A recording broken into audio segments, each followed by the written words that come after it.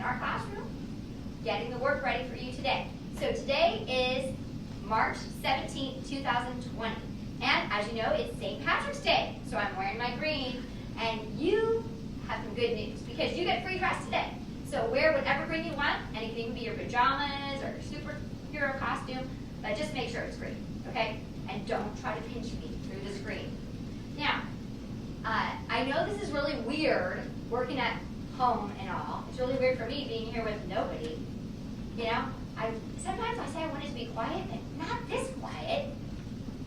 Anyway, I just thought I would read some of your things that you wrote about why you're lucky to remind ourselves, even though we have this quarantine, which means we have to stay away from people so that other people don't get sick. We still are really lucky, and we're really fortunate and really blessed. So let's read what some people said when they wrote about why they're lucky. Let's see, this person said they're lucky because they can do art and sculptures. Well, that is going to come in handy today because we finally get to do our Giacometti skinny sculptures. I know some of you have been really waiting for that, so I'm going to show you how to do that today. Also, this one says, I'm lucky because I live in the USA where it's free. I know right now you don't feel like it's a free country, but it really is. This person said, I'm so lucky that God is with me. And right now, we really need God with us, right? This one says, I'm so lucky that I have nice toys like LeBron James. So this week, when you have extra time for your recess, you can play with all those toys you got for Christmas that you don't have time to play with. So what I'm going to do today is I'm going to kind of walk through what we're going to be doing for the day and give you directions so that when you get your packet, you can start working. Now, you're going to have a packet that's going to have a lot of work in it. You're not doing all that work today, and you're not doing all your books at home today. You're going to be doing a little bit every day. And I want you to make sure that when you're doing your workbooks, like your math book, your handwriting book, all those books that you have at home, you don't work ahead. You just do what we're doing for the day, because hopefully we're going to all be back together soon, and we'll be able to finish our book at school. So what I'm going to do is I'm going to show you what you're going to do today, and if you don't finish it all, you can work on it tomorrow, but let's try not to work ahead because it's going to be confusing.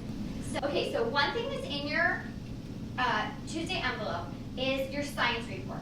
Now, this is to be done, you have 2 weeks to finish it. So I didn't actually put work on the science report today. I will put that on some other days. Everybody kind of has a different folder. Remember, these were just my extra folders I put it in, but it's going to say your name on it.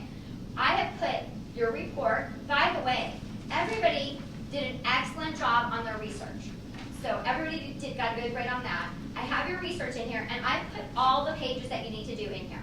So some of you have done 2 pages already. Some of you have done 4. Some of you have done 1. Whatever you've done, just leave it in here and do the extra ones. So I'm just going to go over right now what to do for this, but remember you have 2 weeks to have this done. So if you started writing it in cursive, I want to make sure that you continue writing it in cursive. If you started printing it, go ahead and continue printing it. So you have your title page, which has your name and your insect. I think that's pretty self-explanatory. All these pages should be colored. If you have colored pencils, use those. If you don't, just use what you have. And then they're going to be trimmed because we're going to put them on a big report poster. As far as writing them in pen, you're going to write them in pencil first. If you have somebody that can check them, you can write them in pen, but it just has to be in pencil in the next 2 weeks. Then you have the one that says how you got your information. So this paper might be new to you, as I said. This is the 2 fascinating facts. So on your research, you actually had 3 fascinating facts. So 2 of them are going to be written here. You just write right here. If you want someone to help you by drawing lines, that's okay. So put 1 fact here and 1 fact here. The other fascinating fact, which maybe is the most fascinating fact at all, should be why your insect is a star. That's your most fascinating fact. And then right here it says, if my animal could talk, it would say, and that's sort of like if your animal was a cartoon character, like don't put like, my animal would say buzz, but my animal would say, go away or I'll sting you, or my animal would say, aren't I such a pretty butterfly, something like that. Then you have a picture of your animal. If you're having a hard time drawing it, you could print out a picture and glue it on. You have a picture on the back of yours. I'm just not sure if you're going to be able to get it off. I don't really want you to rip your page to get it off, but if you can get it off, that would be okay. But if you want to draw it, you can draw it. And then you have one that says my animal's habitat is, and that you're going to put what the habitat is. Like the habitat would be something like rainforest, desert. It's not the continent. We already said that. And then you draw a picture of what that looks like. And then here is my animal would or would not be a good pet. So you can say my animal would be a good pet because, and then fill it in. Now this is a lot of facts. A lot of you have already done your facts. If you're missing something, you'll just have to look it up on Google. And I think that's it. Oh, I noticed that. Let me see. Some of you accidentally threw away your owl. Don't worry about that right now. We can get that later. But make sure that by the time the 2 weeks are over, that we're off right now, make sure that you have this whole thing done. So by the end of this week, you should have about 4 pages. Okay, let me talk to you about accelerated math. Now, each week I expect you to do at least one accelerated math assignment. Everybody can do it online. I've included what you already had printed off in class. There were a couple of you I didn't see an accelerated math paper in your desk, so I printed you one. If you happen to take it home and it's the same thing, that's okay. But you can score these at home. Now, some of you are worried about maybe you have a test, and normally we don't do the test at home. But I'm going to tell you a little secret. If you score it during school hours, it should work on your computer. But after school hours, it will not let you score a test. The other activities, like if you have a practice or if you have an exercise, you should be able to score that anytime. And if you have already done this and scored it, you can do additional papers online. Okay, now kids, I'm going to tell you what we're going to do for the day and give you the directions. Now, the first thing is, if you want to interact with me live, this is what you're going to do. You're going to come on your computer at this time. Do you know what time this is? That's right, it's 10:30. 10:30 a.m. is going to be our time if you want to interact live with me on what's called Zoom. And your parents are getting sent that information. Now, if you're not able to do it, don't worry. The information will still be there and you can watch the video later. So, let's get going. The first thing I want to talk about is reading. Now, for reading, you want to still have your parents record your reading minutes in your binder, in your planner, right? Or you've been putting it on the little calendar page. So you're going to do the same thing. The one thing that's kind of good is, usually when you read at school with me, we don't write that down. But when you read at home, you're going to get credit for all that reading. So in the morning when I say, you need to read this assignment, you get to write that time down. Now, if you just do my assignment, you're probably not going to get enough reading time because I'm only going to give you one chapter, but you might need to read some more later, like before you go to bed. So, to start off, we're going to be reading the book called Sarah Plain and Tall, and I'm going to be giving assignments for that book. Your other time, besides reading the chapter that I chose, can be any book that you want. I gave you Horrible Harry, and you have some of your own books to read, so you can add that time as well. Now, as far as your reading time, it's only the time that you're reading, not the time you're doing your activity like coloring the part that goes with Sarah Plain and Tall. I think you understand that. Okay, so let me change the slide and I'll show you what we're going to do for Sarah Plain and Tall. Book Sarah Plain and Tall. You're going to read the first chapter of the book. Then we're going to be working on a little, you can see in this sample that I sent you, we're going to be doing all these different activities and pasting it into this piece of construction paper little book. So the construction paper book is like this. It's just folded. It's kind of hard to see. So on the front today, you're going to be doing the cover. And the cover looks like this. So you'll just cut it out and glue it on the front. Now the other part you're doing today is My Family. And My Family, you cut it out and you fold it. If you look at the pictures here, it's folded in. All the sides are just folded in. And the inside is where you draw your picture of your family. And then when you glue it, you're going to open up your construction paper and you're going to glue it where it is here. So do you see how it's kind of at the top on the right? So My Family goes right here. And you're going to leave space for all the other ones that we're going to do on different days. So just do my family today and the cover. Okay, your next activity is going to be your journal. And I know that some of you, it's not your favorite thing to do, but I think you're going to thank me in 20 years that you wrote this journal. And I'm not even kidding. And here's why. I'm going to have you journal about this quarantine and how you actually missed school because of the coronavirus and all the things that happened. In 20 years, you're going to tell your kids about it. Maybe in 40 years, you're going to tell your grandkids about it. And you're going to be, I can't believe that weird thing that happened. And we're going to be remembering it and telling stories about it. So it's really important for you to write down how you felt about it and what happened. So what we're going to do first is put the date. We do this every time. Some of these things you know because we've done this again and again. So you're going to put the date, which is March 17th. You're going to put the title.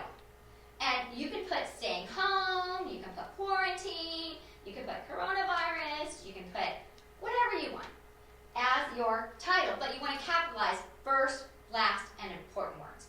And I'm going to put the word quarantine because we're kind of learning about quarantine, staying away from other people to get healthy. Remember, even though you're at home, remember you're going to wash your hands and you're going to stay healthy. And we're doing this for our grandparents and we're doing this for the people that are sick so that we can stay healthy and get this taken care of and get back to business. Okay, so quarantine. Call it whatever you want. That's just my title. Now, what you're going to have to say in this is, what happened? So you're going to say that school was canceled because there was the coronavirus and you had to stay home from school. You're going to say some things that, maybe something that was bad about that. Maybe you're missing your friends. Maybe you're not able to do your sports. You're not able to go places. So there are some things that are bad about it. But there are also some things that are good about it. And I actually had some good family time with my family. We all ate dinner together. We watched a family movie. We played Rook together. We even did family yoga together. Okay, Mr. Bollinger did not do that. But we did family yoga together because we had to be at home. So we got to do some cool things together that we couldn't normally do because my kids are in college, and they're off everywhere. But they were doing their schoolwork at home too from their college.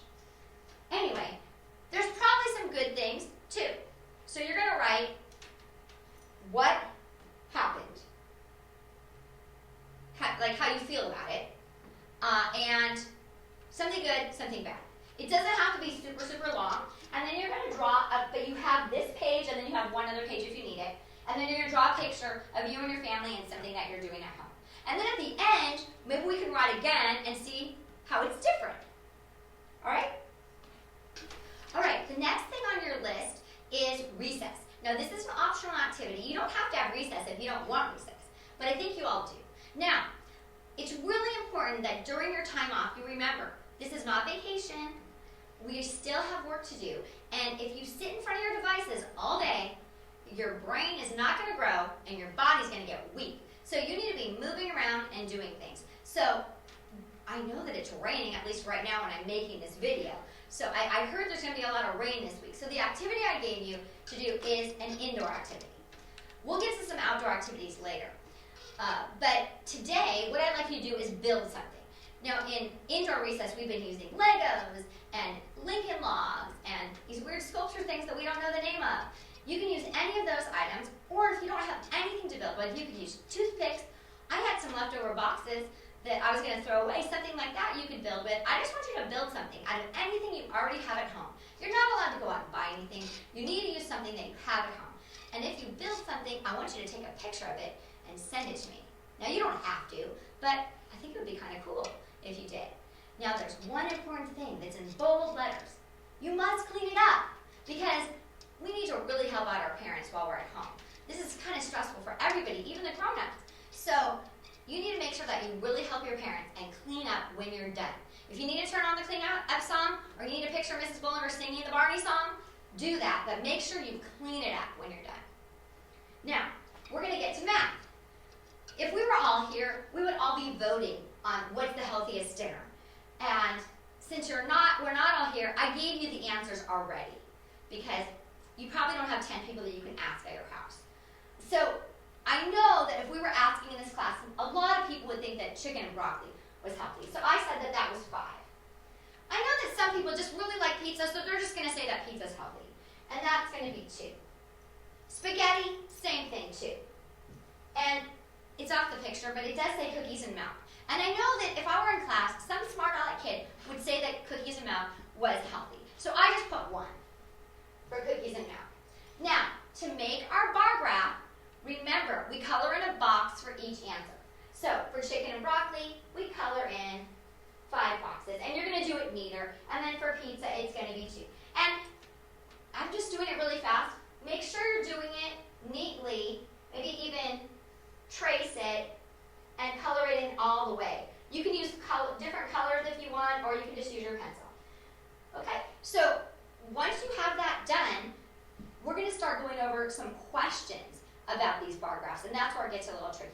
So I'm going to turn the page, and I'll be right back. Okay, so this is how we're going to analyze bar graphs. We're going to first look at the question. So this question that was asked was, Owen surveyed his class about their favorite ice cream flavors. Then he made a bar graph to show the data. So on all these pages, they're going to have the tallies already made, and I believe the bar graphs are going to be already made, because you're not really practicing making bar graphs right now. You're practicing analyzing them. That means, what does this say? And some of them are going to be really obvious and easy, and some of them are going to be tricky. So this one asks, how many people were surveyed altogether? And to get that answer, you have to add up all the flavors. So if you either add up all the tallies, or you count, now remember when you're counting here, you can count the boxes like this, but sometimes on a bar graph, you can't see all these lines, and so it's easier if you just kind of draw an imaginary line straight across to the number. So this is 7, this is 3, hey, that's 10, and 5, and 6, that's 11, so that's 21 classmates. So all of these questions here are going to be about these graphs. Let's do one more practice. The flavor with the least votes is, see if you can figure it out before I say it. Ready? Well, I don't even have to count them. I can just see in the picture that this one looks smaller than all the rest. So I know that that's vanilla. And so I write vanilla on the line. Okay? So you're going to go ahead and do those. Some of them, like I said, are going to be a little tricky, but you just have to do them carefully. Okay, next up is handwriting. Hopefully we're all on the same page in our handwriting book. I'm going to have you do R. If for some reason you've already done R, then you get a free day. But I think we're all on R. So remember, we're not working ahead, but we're just doing R today. So I'm going to remind you of how to do an R so that you remember. Okay? R, the lowercase r is a little tricky, and I kind of had trouble with this when I was younger. So pay attention. So here's the uppercase. You make a little tail, go down, around, and kick. So try that. Now I'm going to show you the lowercase. Go up above the middle line and angle down, like that. Now remember, on all these videos, you can pause them and go back if you need to. What I'm expecting is everybody to write each thing 3 times. If you're one of the top students, you should fill in the space. Now our next activity is our spelling. And we're going to be on Sort 25. And I've included a new spelling list of Sort 25. Now, the good news is you're not going to be tested. But the bad news is you're going to have to study really hard because you need to learn these words so that when they come back on another test, you'll know them. So we're going to study them really hard, but we won't actually have a test. So this is just what we do every week. You're going to cut out these words and you're going to sort them on the next page, which is 99. You're going to save these headings because you're going to glue these headings, like we always do, into your composition book. See what we've done before? It's the same thing, except for it's going to be new headings. You're going to find a new page, glue these headings, and then write the words after you've sorted them on this page. We won't be gluing them because we're going to use them later. You put your words back in this envelope when you're done.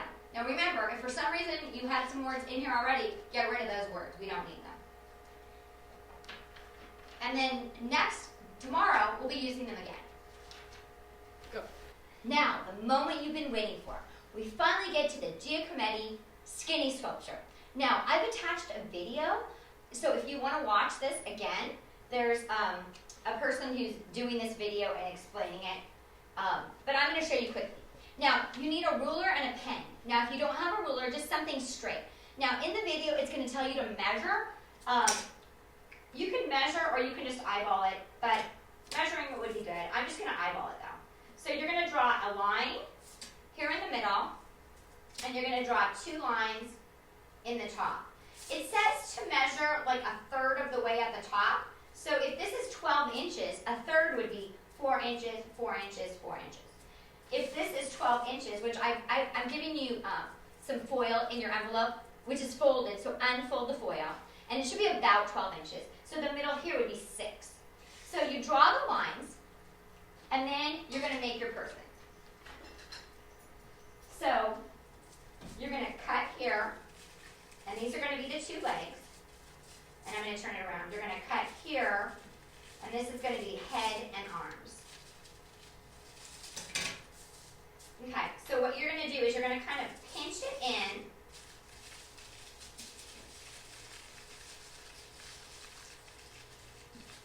And you're going to make a leg. Now, try not to rip your foil, but it's pretty forgiving. And then you're going to pinch it in and make another leg. Now, if you really, really mess up, you can get another piece of foil. It was about 12 by 12 when it started. All right, and here's an arm.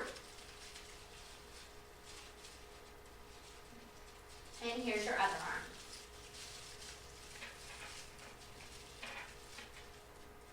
Okay, kind of seeing that? And now you're going to make the torso. The torso is kind of like the body, so you're going to squish it in and make your head.